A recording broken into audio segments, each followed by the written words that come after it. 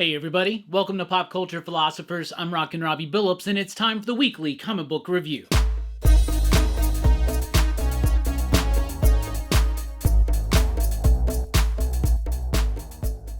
That's right everybody, thanks for checking out the video. I am Rockin' Robbie Billups. This is the weekly comic book review. It's the show where I read a lot of comic books and I let you know what I thought about them, and we got a stack today. A big, giant week of comics, and most of them are pretty solid, but we always start with a pick of the week, and this week's pick of the week, Ice Cream Man, issue number 42. Ice Cream Man is such an interesting comic. It's a hard comic to really fully describe. It's easy to say that it's a horror anthology, right? Each issue being its own thing, a one-and-done story, but kind of part of a tapestry of this story about this evil ice cream man, demonic force type thing, right? But it's the innovation in each issue. It's the themes that this book tackles, how this is more than a horror comic. It's a story of life, including the horrors of life, right? So in this issue, W. Maxwell Prince, the writer, kind of like comes right out and starts like talking about the classification of this book, and then starts showing us what is truly horrific in this world to him, and the way that it works within the framing of a typical horror story. I thought was rather brilliant, incredibly profound, innovative, interesting, and super frickin' cool. Ice Cream Man has been one of my favorite comics since it debuted, and it just continues to strengthen year in year through experimentation, through solid storytelling, through amazing artwork, mood, tone, and atmosphere achieved by each member of the team, the writer, the artist, the colorist, the letterer, the design. Everything about this book is pitch perfect, top notch, and Ice Cream Man number 42 is no exception. It makes my pick of the week. Also from Image, we got a new one from Ghost Machine, The Rocketfellers, issue number 1, written by Peter Tomasi, with artwork by Francis Manapul. Francis Manapul also a co-writer on this book.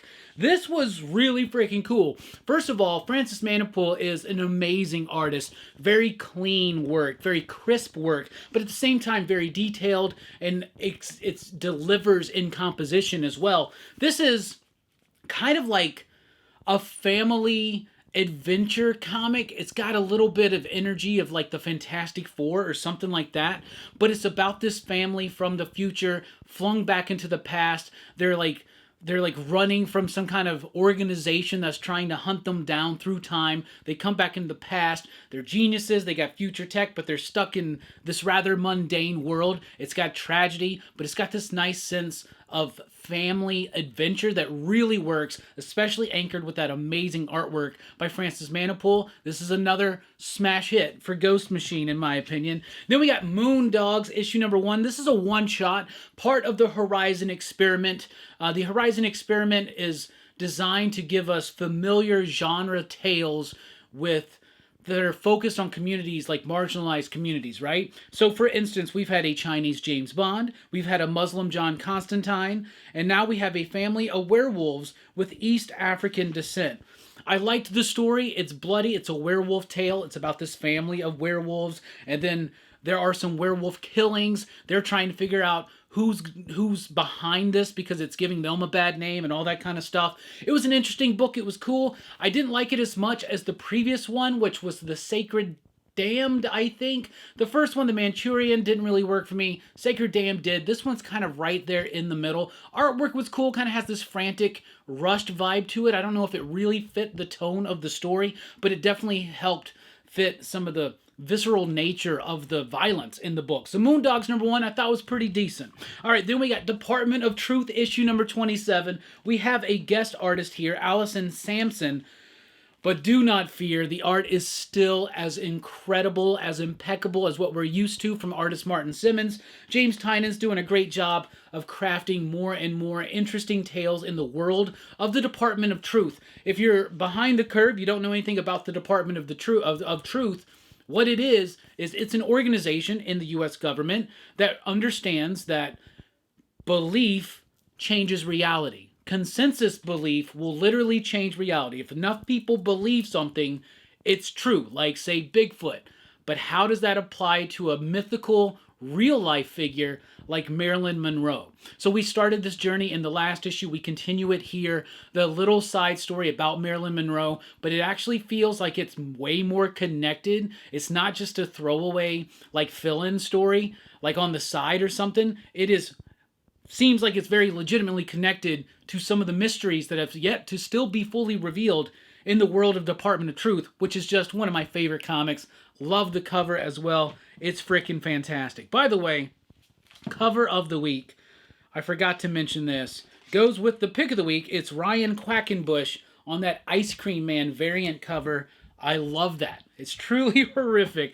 Also from Image, we have The Moon is Following Us, issue number 3. Daniel Warren Johnson, Riley Rosmo teaming up to tell a really solid and heartfelt tale about parents trying to find their lost daughter. Their daughter is asleep and lost in her dream world. They find a way to go into the dream world, and they're trying to save her. And all of her, like, stuffed animals and imaginary friends, they make up the community in this world, and they're helping the parents. It's got a lot of heart. It's very wholesome, but at the same time, it's got that great vibe and energy that you're used to from a Daniel Warren Johnson comic. And it's the best use of Riley Rossmo on a concept and on a title since The Green Wake. This is the perfect book for Riley. It's the perfect book for D-Dubs. It's a perfect book for me. It's a perfect book for you. The Moon is Following Us. Yet another one from Daniel Warren Johnson and company. Then we got Geiger here with issue number 8. This might be my least favorite issue of Geiger to date. It's not that it's a bad issue. It's got an element of cheese to it. I'm going to be honest with you. It's got an element of cheese to it that I was just like, it's the weakest issue of Geiger for me. But Geiger's great. And this issue is great. And it's a pretty good self-contained kind of story, but it does actually continue on. So we are developing out. It's not a self-contained story, y'all. But we are developing out more of the world and interesting things. There's just like one little thing here. It's just a little over the top, but it's still good. It's Geiger. Geiger's been great. So we don't have Gary Frank on the art here, but we have Paul Pelletier. Solid artist. He's a veteran in this industry. He proves it here in Geiger number 8. I think he did the last issue too. But I like this issue. But I think it was the weakest one so far. Then we got Null Hunter and Olympos Saga, issue number 2. Look at that Zirot cover right there. Alexis Zirot. Freaking awesome cover. And awesome freaking artwork. I loved the first issue of this. Took me by surprise. I wasn't really anticipating it. It's written by Michael Walsh, who is a great artist, but a very capable writer. He is the writer here. Gustavo Vargas is the artist. And I freaking love the art here. The coloring is absolutely impeccable. And he is, of course, the colorist as well. The violence is brutal. And you can feel the impact of it, right? But the story is cool, too. It's about this dude. He's like a soldier. It's kind of like a retelling of the Hercules story, right? But it's about this dude. He's a soldier. He's lost his wife and kids. And, you know, your typical kind of vibe, right? And he's rebuilt with a robot body, and now he's set on this mission of revenge. But is it a true mission of revenge, or is he being manipulated? But this issue is just big brutality and fights and blood and guts and gore, and it's awesome. I love the art here, in particular the color and the sense of action. And like I said, the impact. You feel the impact of every freaking blow in Null Hunter. I really like that book. Then we got Stand Still, issue number 4. This is a book that really surprised me at first. Andrew Robinson's artwork was really solid. Has this like decompressed notion of telling this. It's like a time travel story, more like somebody can control time, stop time. We're taking a while to really kind of reveal some stuff, and we start getting into more of the revelatory stuff. Here in issue number 4, the big problem is that halfway through, the art completely changes, and it is a drastic change. And it's a capable artist, but it's not Andrew Robinson. And it just kind of looks off-putting and a little out of whack once you get there. Totally pulled me out of this book. So that was a little bit unfortunate. Let's jump over to Marvel. At Marvel, we got What If Minnie Became Captain Marvel, issue number 1. All right. I'm not going to sit here and tell you that this is a must-buy or a must-read or anything like that. I'm not going to sit here and tell you that this is life-changing and innovative and it's got really exceptional comic book storytelling techniques within. But I will tell you this. Just like the previous 2 What Ifs, what if Donald became Thor, what if Donald became Wolverine, it's just big, dumb Disney fun. That's what it is. It's silly. and it's fun. I think kids would like this. I think old kids would get a fun like vibe out of this. I'm just an old kid. I liked it. I enjoyed it. Is it the greatest thing in the world? No, it's not trying to be. It's trying to be, what if Minnie Mouse became Captain Marvel? How stupid does that sound? That's how stupid this book is, but it's stupid fun. That's what it is. I liked that. Marvel had a good week this week out of what I read. Ultimate Spider-Man number 11, another great issue of Ultimate Spider-Man. We don't have Marco Cicchetto on the artwork, but the fill-in artist, Messina, he's alright. It's decent. It gets the job done, but we get a confrontation with Spider-Man and Mr. Negative. We get more of Kingpin and his version of the Sinister Six, kind of just like coming to terms with what's going on right now. We get some big moments between our characters like Peter and Mary Jane and Peter and Uncle Ben. We move the story forward just a little bit, but it never feels like it's a waste. The dialogue is great. Jonathan Hickman's doing a really fantastic job of writing the adventures of a different Peter Parker. It still feels very much the core of Spider-Man and Peter Parker, but just different enough to keep it interesting and fresh and new and exciting. And Ultimate Spider-Man also introduces us to the new Black Cat, the Ultimate Black Cat. So we shall see. Then we got Moon Knight, Fist of Khonshu, issue number 2. Jed MacKay doing what nobody else really gets to do on Moon Knight, which is have a long, extended run. Even though this is number 2, it's actually number 50-something, I think, of the run. But keeping me engaged in a Moon Knight book for longer than 12 issues, that's never happened in my life. Really, this is good stuff. Really great comic book making. Cappuccio's artwork is really cool. Great sense of dynamism. The colors really pop out. It gives it this nice kind of otherworldly, ethereal kind of tone to it. We got an old school villain showing up to throw down with Moon Knight and his team, just continuing these adventures, building up the new threats, setting everything up, and a really interesting ending that has you go, what? With ramifications for the rest of the Marvel Universe. Moon Knight still is dope. Then we got Storm issue number 2. I was really surprised by issue number 1 with how much I enjoyed it. I came back for issue number 2. Gotta say, I enjoyed it just as much, if not a little bit better. This was a great issue. Storm, as a result of some of the stuff that happened in the first issue, Storm finds out that she's dying. So she's got to go and get some superhero doctors' opinions, right? And who they pick and reveal towards the end of the book. It's obvious, but when it happens, it's still dope, and I'm excited for the next issue. But I'm really liking this book. It's got a nice flow to it. The dialogue is sharp. It's really a clean, cool comic that I really enjoy. So Storm, 2 issues in, I'm digging it. Wolverine is here with issue number 3, and it's starting to lose its shine just a little bit. I loved issue number 1, just kind of like a throwback 90s Wolverine versus Cyber comic. I really liked it. Second issue was aight. This third issue takes another step down. There are elements of it that I do like, but it is a little bit long-winded at times. Not quite venturing into overwrought territory, but there's something a little bit off about it that kind of stagnates the pace of it just a little bit with some of the narrative, some of the narration, in fact, I should actually say. The artwork, I don't know if it's the same artist who's been on the book. It's Martin Coccolo. I don't know, there's something about the art feels a little bit more stiff. This just felt like a stiffer issue, but it still has some decent stuff, but it had some stuff, I don't know. It's starting to get wrinkly, if that makes sense. Then we got Exceptional X-Men issue number 3, and I really like this issue. I thought it was good. So far, I've been digging Exceptional X-Men. This is about Kitty Pryde. She's trying to, like, get away from all the mutant drama, all the X stuff, and she winds up in Chicago. She's trying to live a normal life. She comes across these young mutants who need some guidance. She doesn't want to do it, feels compelled to do it, especially feels compelled to do it when Emma Frost gets all up in the way and almost kind of forces her to do it. I really like this dynamic between Emma and Kitty in this book and the kids caught in between. It feels like a youthful X book. It feels like a modern day Generation X with Kitty Pryde and White Queen at the forefront instead of White Queen and Banshee, right? But it feels like Gen X stuff, feels like old school stuff, but it's interesting, it still feels new. I'm not in my 20s, so I don't know if this actually does feel young, fresh, and hip, but it seems to me that it might be, I don't know.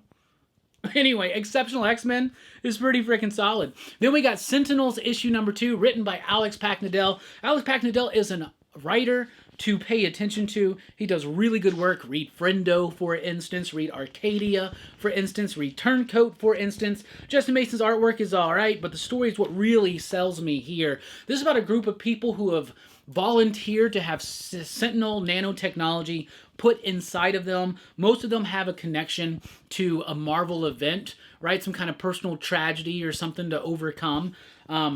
But they're also there to help mutants at the same time. But I really like this sense of the soldier and the technology and the mission and the purpose and all these kind of themes that Alex Packnadell's kind of playing with, and even a little bit of body horror here and there. I think it's a really gnarly book, and this Sentinel team decides to go after Sebastian Shaw, and they get more than they chew. They bite off more than they bargained for. They bit off more than they could chew. Those are two separate things. We're mixing metaphors again. Sentinels is great. Time to move on. Predator versus Black Panther, issue number 4. The final issue for now. Now, there is an announcement here for the next Predator versus series, and that's going to be cool. Something that people are going to be really excited for. I don't want to spoil it for you in case you're reading the book and you want to get excited when you get to the end. But this wraps up the Predator versus Black Panther thing. Leaves a few things out there dangling so we can come back to this world if we want to. I fell out of the Predator versus Wolverine, but I stuck with this Predator versus Black Panther. It wasn't like super good or sophisticated, but it was kind of fun and it wasn't boring, right?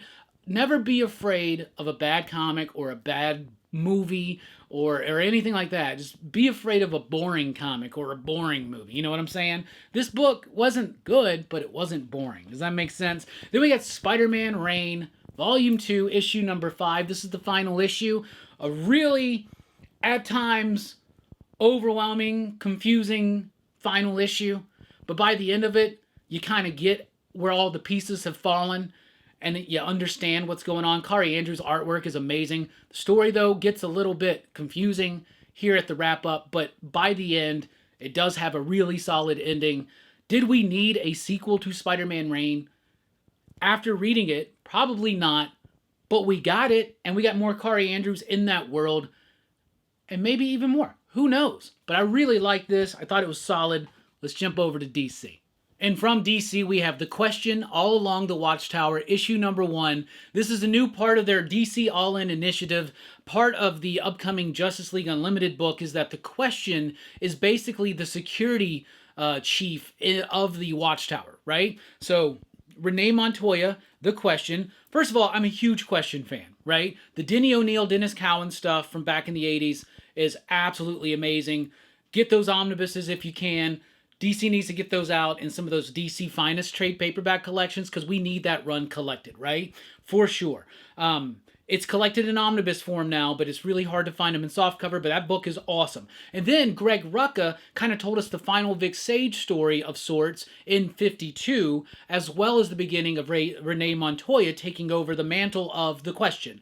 And I've enjoyed this character ever since, right? Like, Greg Rucka is really responsible for a lot of the growth that this character of Renee Montoya has been going through that other writers have taken and moved along forward. Now we got Alex Segura writing a tale it reads like a sheriff book, right? Like she's walking the Watchtower. There's mystery. She's trying to solve them. But I really liked it. Kind of had this nice, interesting noir detective kind of approach to it, but still firmly set in the DC universe. Her personality, the way it works with the other characters, it's top-notch, really solid stuff. I like the artwork. I thought it was a really solid book. So if you're a Question fan, we got a new Question book.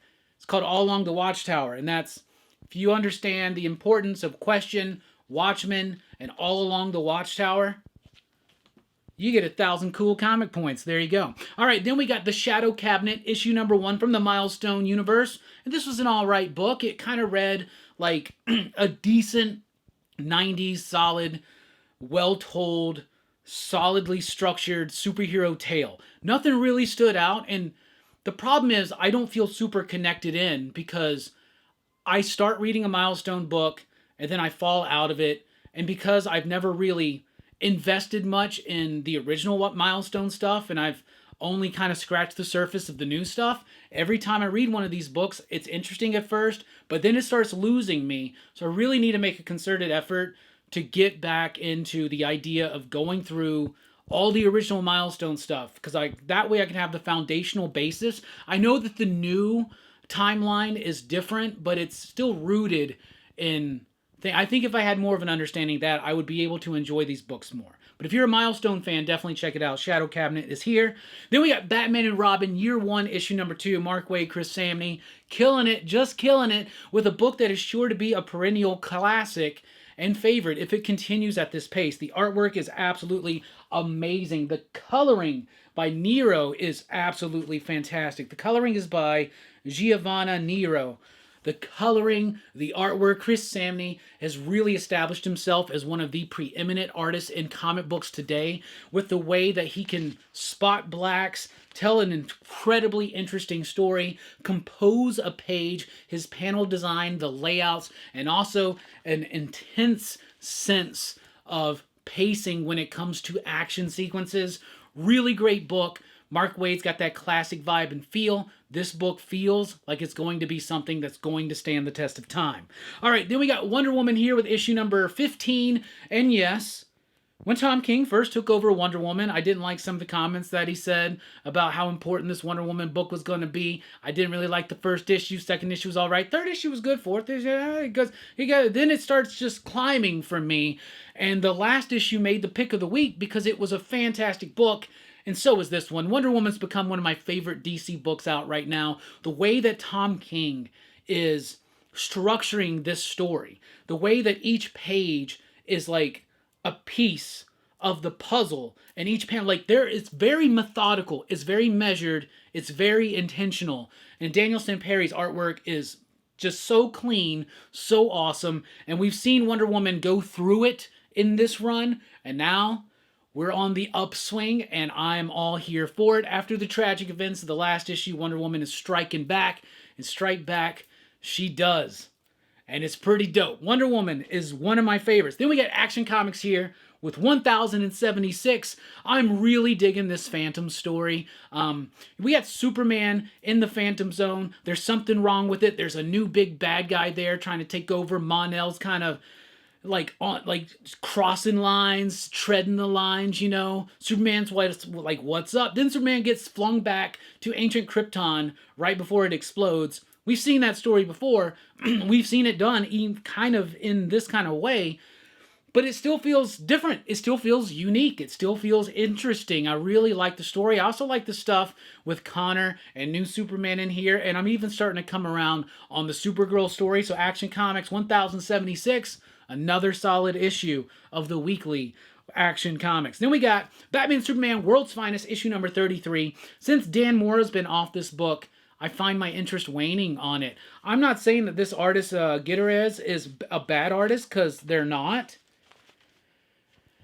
But it's just not working for me. There's something that Dan Mora's work was so integral to the success of this book. Mark Waid is still delivering what he delivers, but without that clean dynamism of Dan Mora, this book, I don't know. This is the end of the Eclipso art, so maybe we shall see what happens. Maybe another artist will come in. Maybe the story will refocus itself.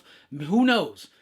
But right now, I'm still just holding on to the Dan Mora bit inside of me, and it's hard for me to let go that Dan Mora is not on this book anymore, right? Then we got Titans here with issue number 17. It's an alright issue of Titans. There's some interesting things being done with the Clock King here by new writer John Layman. This is his second issue on the title since the All In stuff.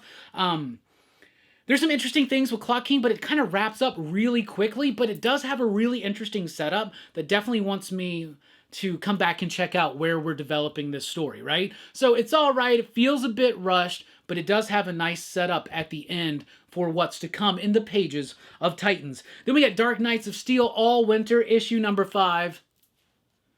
This book is amazing. I think it might be better than the original. Now, the original Dark Knights of Steel, it's like Game of Thrones, but with the DC universe. It basically is that, but it was a great book, right? This one, though, and the original Dark Knights of Steel was like very wide in scope, had a lot of characters, big sprawling epic. This one is more focused in on, it's a big story, but it's really focused in just on Deathstroke and him trying to get this young Alec Holland kid to a certain place to maybe bring an end to this endless winter, right? This all winter that's going on. The artwork is amazing. We get introduced to Slade's brother in this one. Really cool, solid stuff. I love this book. I love this book so much, and like I said, I think it's surpassing the original. Dark Knights of Steel All Winter is an all winner for me. Hey, I just came up with that off the dome, believe it or not. Then we got Batman Full Moon, issue number 2. This is the variant cover by Francisco Francavilla. Really cool cover there. It's Batman versus werewolves. In the last issue, Batman got scratched or bit by a werewolf. So in this one, Alfred and everybody's afraid that he's going to turn to a werewolf. But Batman's like, I'm Batman. I don't believe in the supernatural. Even though he's boinking Zatanna in this book. It's like a DC Black Label. It's like an Elseworlds type thing, right? So him and Zatanna are together. So she's a magician. Constantine's there, not while they're boinking, but that would be interesting. John would probably be down with that. I don't know about Bruce. I don't feel like Bruce would be down for that. Seems a little too tight ass for that. Anyway, what's wrong with me? So this book is all right. I just kind of get annoyed with the whole thing. Like, yeah, I'm dating a magician. I see it. All this crazy stuff. Aliens, super villains, werewolf. Nope. I'm not going to become a werewolf. And then spoilers, Batman becomes a werewolf. It's cool. It's got some cool stuff in it, but that's the one thing that really holds me back. Then we got Jenny Sparks. Jenny Sparks, also from DC Black Label. This is issue number 4, something like that. Yeah, issue number 4 of Jenny Sparks. This is a book that there's something about it that's off for me. There's something about the utilization of Jenny Sparks by Tom King within the DC universe in the way that's kind of like in a cheeky way that I don't like. But as I read the book, and so every time an issue comes out, I go, maybe I'll just skip it. But then I take it home and I start reading it and I'm like, I like it. I like the art. Spoke's artwork is absolutely amazing. That's Jeff Spokes.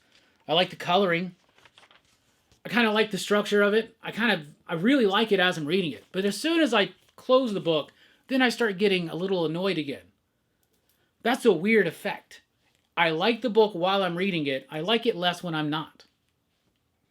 Is there a term for that? I have no idea. Anyway, how about Dark Horse Comics? We got Barstow. It's a new one. This one was pretty cool. I liked it. It's written by David Ian McKendry and Rebecca McKendry. Tyler Jenkins on the artwork. Justin Birch on the letters. It's an interesting book, right? So it's about this small town somewhere out. It seems like it's out in the Southwest or something. This FBI agent shows up because somebody that she knows, maybe her partner or something, is missing. There's supernatural occurrences going on in this small town, but I liked the vibe of it. I liked the characters that were populating this town. A little bit of vibes of Twin Peaks there, where you got a bunch of like quirky characters in the midst of this town involving a paranormal, supernatural mystery. It doesn't really get fully moving, but it was intriguing enough that I want to come back and check out issue number 2. Also got Imbo Kodo from Dark Horse, issue number 1. This one didn't really work for me. I really liked the art. I thought the art was great. I thought the coloring was great. I liked it, but as I'm reading it, it was a little, I don't know, and it felt I was about to say out of focus, but maybe it was like hyper focused, right? It didn't have a sense of energy that I think it wanted to have, and it did a lot of exposition really quickly, and it was hard for me to keep up. Maybe that's on me. Maybe you're going to read it just fine. Let me know in the comments down below, but Imbokodo didn't really quite work for me. Then we got You Never Heard of Me, issue number 1. This one didn't really quite work for me either, but it was a little bit more cohesive for me. This is about a family who once in every generation, somebody is gifted with the gift of seeing or something. They can touch somebody, see their past, see their future, and the matriarch of this family passes that ability on to a kid, and now he's going to have to deal with it, and there's a school with bullies and stuff like that. It's typical coming-of-age type stuff. It's all right. It's run-of-the-mill. It's all right. Then we got Paranoid Gardens, issue number 5, the penultimate issue of this Gerard Way, Sean Simon, Chris Weston book. Chris Weston, I was just reading some Chris Weston the other day, Fantastic Four First Family, a great book that him and Joe Casey did together. Think of it like a dark body horror Vertigo version of the Fantastic Four. But you get a lot of, revelations may be the wrong word, but you get a lot of like sense making in this issue. This has been a very confusing book that's hard for me to understand while I'm reading it, but I like it. I like these characters. I like this quirky story. I like the complexity of it. I like the unusual strangeness of it. It's right up Gerard Way's alley, right up my alley, and it works for me. But it is becoming a little bit more, clear is the wrong word, but we're tightening the focus a little bit, I guess I should say. But I really liked this issue, and I'm excited to see how it wraps up, and even more excited to read all 6 issues together in one sitting to see if I can make heads or tails out of what the hell's going on. That Chris Weston artwork, though, is worth it. Then we got Where Monsters Lie, Cul-de-sac, issue number 2, Kyle Starks, Pyotr Kowalski, Vladimir Popov, Joshua Reed. This book is just silly, stupid, silly fun. So Where Monsters Lie was about a suburban neighborhood that a bunch of serial killers live in, and in that book, that whole neighborhood got wrecked. Now we're in a different neighborhood. There are other suburban neighborhoods, and these characters represent people like Leatherface or Jason Voorhees or, you know, just your typical, like, you know, tropey serial killers from movies and books and comics and stuff all populate this world. And then you got 2 surviving characters from their first book that have their own plans involving the rest of these cul-de-sacs, right? And I'm liking it. And it's just got a great sense of fun and humor. And Kyle Starks is great at humor in comics. So definitely check that out. And the artwork is pretty solid too. All right, then my boy Mark Spears has got Mark Spears Monsters out with issue number 2. Had to grab me cover C, the Creature feature cover. Love that one. Love some Gillman action. And you get some Gillman action in this book. And it's pretty freaking awesome. Really great stuff. I like the artwork. At times, it feels a bit, I don't know, at times it feels, this book is interesting, okay? So, at times the art can feel a bit stiff, but as you're reading the, like, that's just like if you're looking through it, you're like, oh, that looks like that may not have quite a sense of dynamism, right? That's the word of the day. But then you get to pages like that, and it really does work. And as you're reading it, I'm actually really surprised. I know Mark's a good artist. I didn't know Mark was going to be able to actually write dialogue in an intriguing way. Like, I find myself being constantly engaged in this book. He jumps around a lot, but it's easy to follow. You get plenty of monster action, plus you get some new elements introduced. Really cool, solid stuff. I'm excited, and I'm super proud of you, Mark, and that cover is great. All those covers are great. I was torn between this or the Spawn cover. The Spawn cover is pretty dope, too, but that one, I mean, come on, man.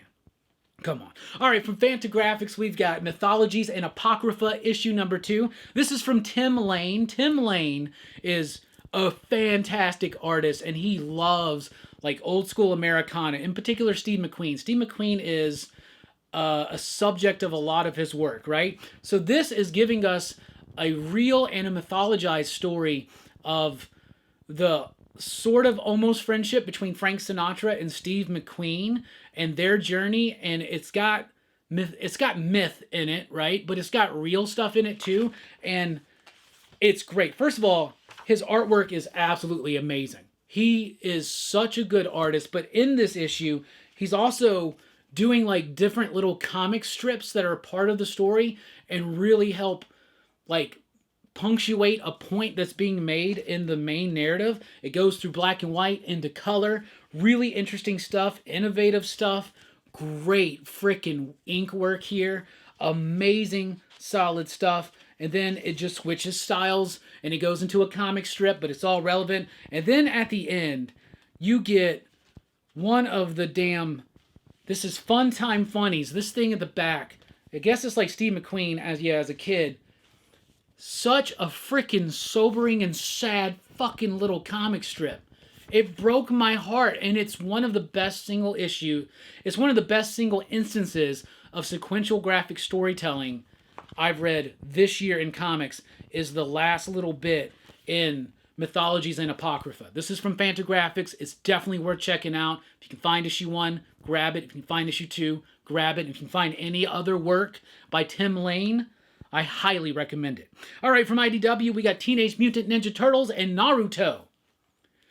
I know nothing about Naruto. Never read the manga. Never watched the anime.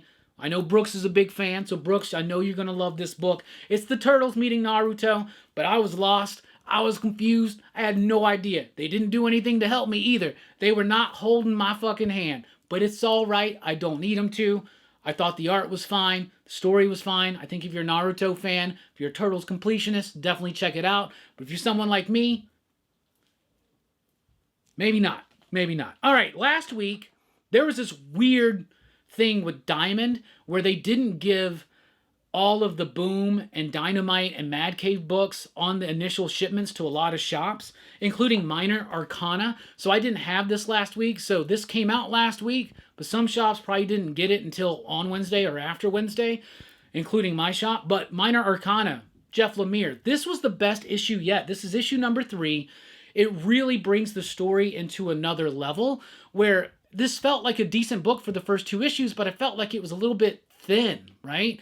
Now we're really getting the character work. We're seeing this just typical Jeff Lemire melancholy actually give way to an interesting exploration of this character, why she left this town. We get a lot of revelations. They have a lot of heart and meaning, and I think it works, and I think it's the best issue of that series yet. Then we get Vicarious, issue number 2. This is another pretty solid issue of Vicarious. This is a world in which people have like neuro implants where people can use an app and basically take over somebody's body or ride along in somebody's body and experience things. So, for instance, in this issue, a dude who has in a long distance relationship who wants to have sex with his girlfriend, so he pays this dude so that he can be in his body as he has sex with his girlfriend so he can experience it, right? Or somebody who is paying this dude to eat a bunch of food so they can experience the pleasure of eating a bunch of delicious high-calorie food without having to worry about gaining weight, right? That kind of a vibe, but the world gets deepened. I like the subtextual nature of the story and how it's talking about like social media influencers and platforms and stuff like that. So I really like this book. I think it's a cool concept, and I think the execution is pretty spot on.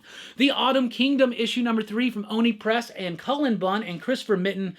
I think the one reason why I really like this book is Christopher Mitten's artwork. It's got this like gritty, like uneasy kind of quality to the line work that doesn't typically would be associated with a fantasy book like this, but it actually works and it gives it a certain texture that I really like and appreciate. The story's pretty cool too. It's strengthening, it's solid. It's Cullen Bunn. Cullen Bunn is your prolific, run-the-mill, just kind of jobbing guy. And he does exactly what he does, and he does it well. Sometimes he does it better than well. Autumn Kingdom, for me, is one of those books. All right, then we got Silence, issue number 1. This is a new one from Afterlight Comics. A lot of potential here. This is about a down-on-his-luck comic book artist who winds up having a heart attack, and then they send him to recuperate on this in this town that only has like 100 people in it. So everything's quiet, so he can think about his life and get his shit back together or something like that. And it starts like driving him crazy or something like that. It's all right. The execution was a little bit off. There's a lot of potential here, including the win for the smell of the week. So Silence number 1 gets the smell of the week. All right, I talked about how last week Diamond had messed up and didn't put out some of the Dynamite and Boom books and stuff like when they were supposed to. And Mad Cave, same thing happened this week. We didn't get our Flash Gordon. We didn't get our Dynamite books. So Flash Gordon's out this week. We got Thundercats and Powerpuff Girls. But I like having them in my hand. But last week's Dynamite books I do have. Space Ghost. Space Ghost issue number 7. David Pepose has been doing a really solid job of doing a really modernized and grounded approach to this classic concept that was originally developed by Alex Toth. It honors Toth and everything that came before in the legacy, but it does it differently, does it more brutally, does it more in a grounded nature, a more realistic sense, but it never loses that fantastical nature of those original stories. And here lately, since we've gotten the first arc done, David has been focusing in on some self-contained one-and-done stories, including this one in which they are on a planet and there's this device that's like de-evolving their brains, but his brain is evolving. So really cool, very touching. Another solid issue of Space Ghost. Then we got The Terminator, issue number 2. This was a pretty solid issue of The Terminator, written by Declan Shalvey. This is set across times. Like the first issue was a one and done story. This one is the first part of, I think, a two-part story, but there is an overall kind of story that's being told throughout it. The art is a bit stiff at times, especially in some of the action sequences, but I do like the slow, deliberate, and measured sense of pace that Declan's bringing to the book, but I do wish the art had a little bit more of energy to it, especially in some of the action scenes, right? Then we got Johnny Quest issue number 4. These all came out last week. From our buddy Joe Casey. We just had a great conversation with Joe Casey on Friday. Check that out if you missed it, because he just had announced his Weapon X-Men book, which is new X-Men team with Deadpool, Cable, Wolverine, Thunderbird, and Chamber. And I'm really excited to see Joe Casey return to the world of X-Men, and so is he. So check out that conversation. But Johnny Quest, he's killing it, doing a great job. I've never had a connection to this character or this cartoon. I watched some of the reruns back in the day on Cartoon Network, but I've never really had an over affinity for Johnny Quest, but it doesn't matter. This approach of using time travel to take Johnny Quest into today and come up with his old man self, like face off against him, a really cool concept that really has me all in on this book, and the art is great, and I'm so excited it's what's to come in this book. There's one more in this arc, and then the second arc's going to start. Then we got Barbarella issue number 2, Blake Northcott and Anna Morozova. We had them on the channel a couple months ago when this book was first announced, and I had a delightful conversation with them, and it got me really excited to read this book, and it is not disappointing. It's got this fun, like, tongue-in-cheek kind of nature to it. I love Morozova's artwork. It's got this nice, fluid, feminine kind of quality to it. It's sexy and whimsical, but it's embracing its sci-fi and European roots. Really freaking solid stuff. It's not taking itself too seriously, but it's taking itself seriously enough for what it's supposed to be. And that's a cool cover. Ain't nothing wrong with Barbarella in a bathtub. Also, we talked about Joe Casey earlier. How about this? Blood Squad 7 Volume 1 is out. I've been talking about this book. It's kind of like a revitalization of the concept of Youngblood, but kind of shifting the characters around a little bit and making it work. Joe Casey said, what Watchmen is to the Charlton characters, Blood Squad 7 is to the Youngblood characters. That's really interesting, and it's a cool book. It's only $12.99. You get the first 4 issues in here, all of the covers, including the amazing cover work from Jim Rugg right there, and great freaking design on this trade. It looks great. It's a great package. Fantastic stuff. So definitely check it out. If you missed it, that's a cheap way to get all in on Blood Squad 7. So to recap, last week we had Barbarella number 2. I really liked that book. Johnny Quest number 4. I really liked that book. Terminator number 2. It's good, but the art's a little bit stiff at times. Space Ghost, though, was really good. All those came out last week, but your shop may not have had them on Wednesday morning or Wednesday afternoon, but they should be out now. Silence number 1 gets the smell of the week, but it didn't really quite hit the potential that I think it has. Autumn Kingdom's one of my favorite Cullen Bunn books in a while. Vicarious was pretty solid in issue number 2. Mina Arcana with the best issue yet. Turtles and Naruto, not for me, but maybe for you. Tim Lane needs to be on your reading stack. Mythologies and Apocrypha issue number 2 is out this week. Mark Spears, Monsters, doing a great job, buddy. Proud of you. Where Monsters Lie, Cul-de-sac is so fun. Paranoid Gardens is starting to make a little bit of sense, but not enough to really worry us. Then You Never Heard of Me and Imbo Kodo, 2 lackluster debuts from Dark Horse Comics for me, but I did think Barstow has some potential. We'll see how that town and that world gets developed. Jenny Sparks, something about it annoys me when I'm not reading it, but I love it when I am reading it. Batman Full Moon, there's something about it that annoys me. It's Batman's lack of belief in the werewolf. For some reason, I'm stuck on that. Dark Knights of Steel All Winter is amazing, maybe overtaking the original. Titans is a little bit of a rush job, but it sets up something interesting. World's Finest, I'm still just lamenting the loss of Dan Mora on that book. Action Comics is filled with action and cool stuff. Wonder Woman is one of my favorite DC books. Kudos to the team. Batman and Robin Year One is a damn near classic. Shadow Cabinet, for Milestone fans, definitely check it out. The Question All Along the Watchtower, pretty solid first issue. Spider-Man Reign 2 ends in an epic fashion, though a bit confusing. Predator vs. Black Panther never changed the game up, but it did maintain a sense of fun. Sentinels is really solid, cool concepts from Alex Packnadell. Exceptional X-Men, I'm loving this vibe between Kitty and Emma there. Wolverine is continuously stepping down issue to issue. I hope that trend does not continue. Storm maintains, if not improves, on the first issue's quality. Then we got Moon Knight continuing to do what Moon Knight do, which is be good. Ultimate Spider-Man introduces the new Black Cat, but that's not even why this issue was so freaking good. What if Minnie became Miss Marvel or Captain Marvel? Big dumb Disney fun. Stand Still was very disappointing with a drastic art change in the middle. Null Hunter was amazing. The art was consistent all the way through. Geiger, maybe the weakest issue yet, but it's still better than most comics out there. The Moon is Following Us. It's Daniel Warren Johnson. Enough said. Department of Truth, one of my favorite comics from Image right now, and probably my favorite Tynan comic of all time. Moondogs was decent. It was all right, but not as good as Sacred Damned. The Rocketfellers, though, I really liked it. Clean artwork, cool story. But Ice Cream Man number 42 gets the cover of the week and the pick of the week. A really solid story about, is this book a horror comic? What is horror? Let's talk about that. Anyway, that's what I read. That's what I thought. That's what I'm digging. What are you reading? What are you thinking? What are you digging? Let us know in the comments down below. Thank you so much for checking out the video. Be sure to like, share, and subscribe.